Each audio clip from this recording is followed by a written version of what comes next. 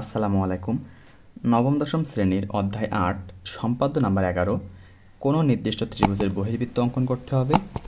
এই চিত্রটা আমি এখন তোমাদেরকে এঁকে দেখাবো। সর্বপ্রথম আমাদের একটা ত্রিভুজ নিতে হবে এবং এই ত্রিভুজটা এমনভাবে নিবে, দেখো কিভাবে নিবে আমি তোমাদের দেখাই দিচ্ছি। ত্রিভুজটা এইভাবে নিবে এবং এইখান থেকে এটা যোগ করে দিবে।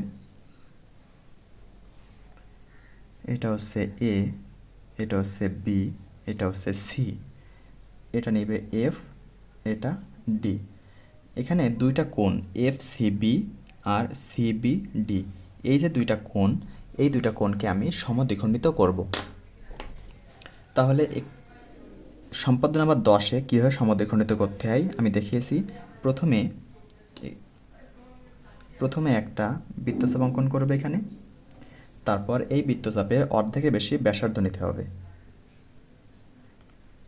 অর্ধেক বেশি ব্যাসার্ধ নিয়ে এইখান থেকে একটা, আর সেম মাপ নিয়ে এইখান থেকে আরও একটা।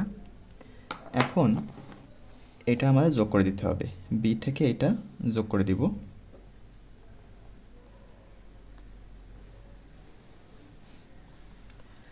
যোগ করে দেওয়ার পর একে আমি নাম দিলাম বিএম রেখা।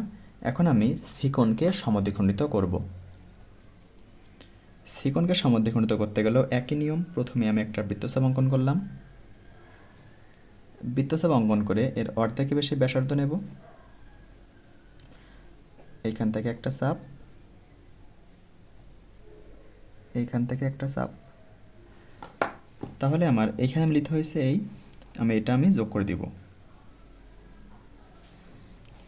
এটা আমার সিএন রেখা। এখন এই যেখানে মিলিত হয়েছে এটা আমার ও বিন্দু। ও থেকে বিসির উপর আমি একটা লম্ব অঙ্কন করব। কীভাবে লম্ব অঙ্কন করতে হয় আমি আগে দেখিয়েছি। বিসি এর উপর একটা বৃত্তচাপ অঙ্কন করবে।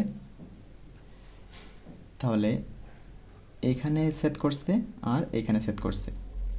এইখান থেকে অর্ধেকের বেশি ব্যাসার্ধ নিবা, নিয়ে এইখানে একটা,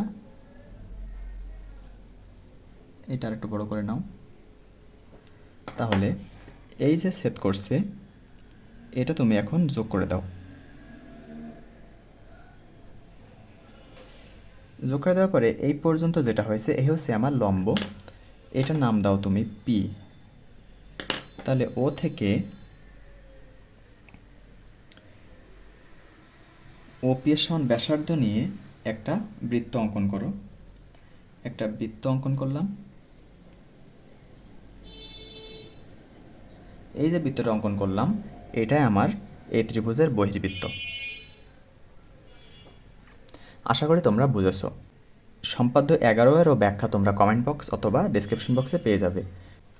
আর নবম দশম শ্রেণীর সাধারণ গণিতের সমস্ত সম্পাদ্য একটি প্লেলিস্টে পেয়ে যাবে, সেটা আমার ডিসক্রিপশন বক্সে দেওয়া থাকবে। ডিসক্রিপশন বক্সে যে প্লেলিস্ট দেওয়া থাকবে এই প্লেলিস্টের লিঙ্ক থেকে তোমরা সমস্ত সম্পাদ্যগুলো দেখতে পারবে।